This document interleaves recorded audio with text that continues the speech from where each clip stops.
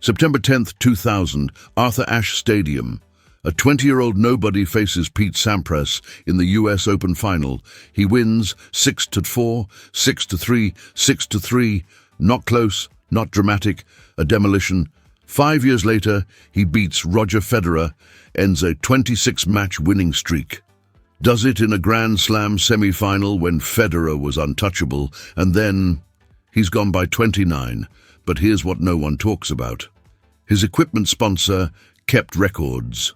Official records. 1,055 rackets destroyed. Over 1,000 rackets smashed, broken, obliterated. That's 8 to 10 rackets per tournament. For 15 years, constantly. That's not anger. That's a war no one could see. Marat Safin had everything. 6'4" of raw power. A forehand that could break strings. A backhand coaches called textbook perfect. He reached #1 in November 2000. Stayed there for 43 weeks, almost a full year, then never got back. Not because he lost his talent. Because his mind decided the fight wasn't worth it anymore. This isn't a story about wasted potential. It's about what happens when the talent is there. The body cooperates, but the mind refuses to stay quiet. When being perfect becomes the thing that destroys you. And the question nobody asks out loud, how much control do you really have when your worst enemy lives inside your own head? Marat Safin wasn't supposed to happen. Born in Moscow, 1980. His father ran a tennis club. His mother directed it. By age 4, he had a racket in his hands. By 13, his parents sent him to Spain, not to visit, to train. Valencia became his second home. He trained at Pancho Alvarinho's academy, then Tenisval under Pablo Lozano. The Spanish system taught patience. Build the point, wait for the opening, control the rally. But Safin didn't want patience. He wanted annihilation, so he took their discipline and weaponized it. He learned to construct points like a Spaniard and finish them like someone trying to break the racket with the ball. At 18, he turned pro. Within 2 years, he was in the top 50. People noticed the power. They didn't notice the pressure building underneath. Because even then, Marat knew something most athletes never admit. Talent isn't the problem. It's what happens when you're alone with your own expectations. He reached his first Grand Slam final at 20, against Pete Sampras, the greatest server in history, the man who had owned the sport for a decade. Nobody gave Safin a chance, and for most of the week leading up to the final, neither did he.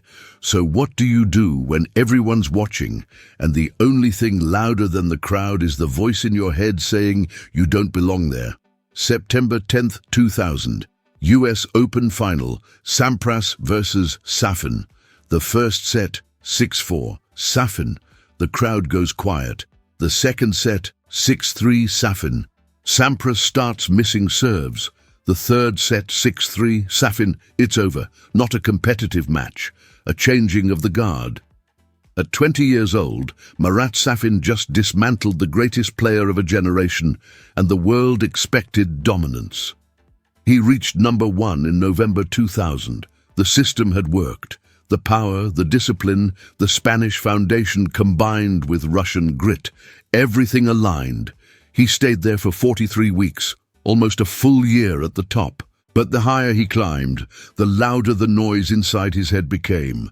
And then he fell apart. Not publicly, not dramatically, just inconsistently. He'd destroy someone in a semi-final, then lose in the first round the next week, beat the best player in the world, then lose to someone ranked 80th, and the racket started breaking. Not once in a while, constantly. His sponsor, Head, kept account. Official records. Over the course of his career, 155 rackets destroyed. That's not frustration, that's a ritual. Because every time Marat broke a racket, he was trying to break the paralysis, the voice that told him he wasn't good enough, the fear that the next mistake would prove everyone right. Pressure doesn't break you. It just reveals what you've been carrying the entire time. 2002, Australian Open Final, Safin versus Thomas Johansson. Johansson wasn't a star. He was ranked 16th in the world. This was supposed to be Safin's second Grand Slam. Safin lost in 4 sets. The Australian Open became his curse. He'd return, he'd reach semi-finals, he'd fight. But in the big moments, the noise always won. A final that wasn't about skill. It was about the moment he had to win, and couldn't. How long can you carry that weight before it becomes the only thing you feel? But in 2005, something shifted. Safin entered the Australian Open ranked 4th in the world. He wasn't the favourite. He wasn't even close. Roger Federer was. Federer had won the previous 2 Grand Slams. He was on a 26-match winning streak. He looked untouchable. They met in the semi-final, and for 5 hours and 9 minutes, Marat Safin played the match of his life. The twist wasn't that he won. The twist was how he won. He didn't overpower Federer. He outthought him. He constructed points like he was 18 again in Valencia, patient, disciplined, controlled. And when the moment came, he attacked with the violence of someone who had nothing left to lose. Final score, 5-7, 6-4, 5-7, 7-6, 9-7. Federer's streak over. 2 days later, Safin beat Leighton Hewitt in the final, his second Grand Slam title, and for a brief moment, it looked like the war was over. It wasn't. After 2005, Marat had a choice. He could chase more Grand Slams. He could rebuild, climb back, return to number 1. Instead, he spent the next 4 years slowly disappearing. Injuries came. Knee, wrist, back, matches lost, tournaments skipped, long silences between appearances. By 2009, he was a ghost on the tour. Brilliant flashes, then nothing. But the real problem wasn't the injuries. It was that his mind had already checked out. He'd won 2 Grand Slams, reached number 1, beat Sampras and Federer. And none of it was enough to silence the noise. Because winning doesn't fix what's broken inside. It just makes the contrast sharper. There's a point where continuing takes more courage than quitting. And sometimes, quitting is the only honest thing left.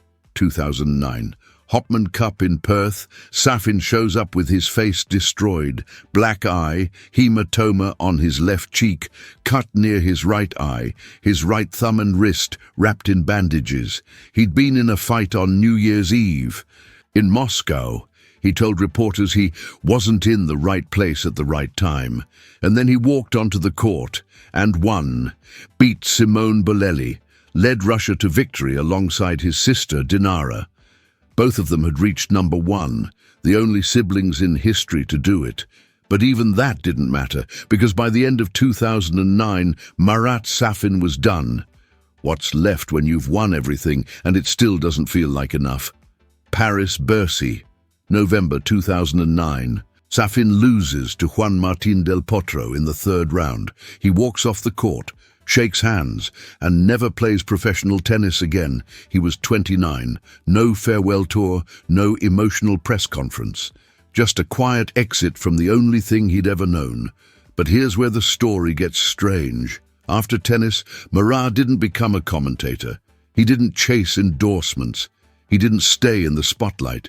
He went into Russian politics for 6 years, then left. He traveled to Machu Picchu, tried ayahuasca, started meditating 90 minutes a day. He said he was trying to find internal silence. The man who broke 1,055 rackets in anger was now sitting in silence, trying to quiet the same voice that destroyed his career. Sometimes the only way to win the war is to stop fighting it. But in 2025, Marat came back to tennis, not as a player, as a coach. He took on Andrei Rublev, one of the most talented Russian players of the new generation, and the training, brutal. Rublev described it as 0 tolerance for mistakes. 2.5 hours of fitness, 2 hours of high-intensity tennis, no excuses, no room for doubt. The irony is perfect. The man who couldn't control his own mind under pressure now demands absolute mental discipline from someone else. The man who destroyed over 1,000 rackets now tells Rublev to stay calm. But maybe that's the point. Marat knows exactly what happens when talent meets fear. He lived it, and now he's using everything he learned from losing that battle to make sure Rublev doesn't. Marat Safin's career wasn't a tragedy, it was honest. He didn't pretend the mental battle didn't exist. He didn't fake resilience. He showed up, fought as hard as he could, and when he couldn't anymore, he stopped. 2 Grand Slams, #1 in the world. The man who ended Pete Sampras, the man who stopped Roger Federer's streak, and won through 55 broken rackets. That's not failure. That's someone who refused to lie about how hard it really was. The hardest opponent isn't across the net. It's the one you carry with you into every match, and some battles you don't win. You just learn to stop letting them define you. If Safin's story hit something personal, check the pinned comment. There's something there that might make sense. What's the hardest battle you've fought with yourself?